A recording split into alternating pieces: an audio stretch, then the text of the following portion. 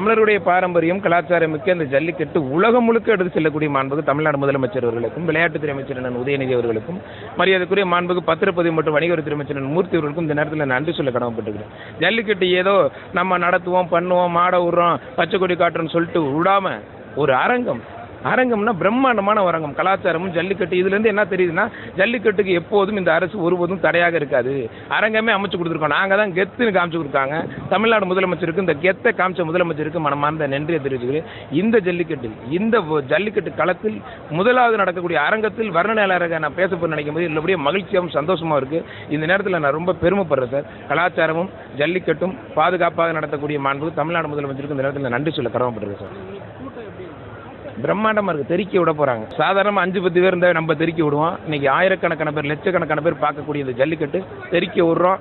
கண்டிப்பாக தெறிக்க விட நீங்கள் பார்ப்பீங்க. செங்குட்டுவன் தமிழ்நாடு ஜல்லிக்கட்டு வர்ணனை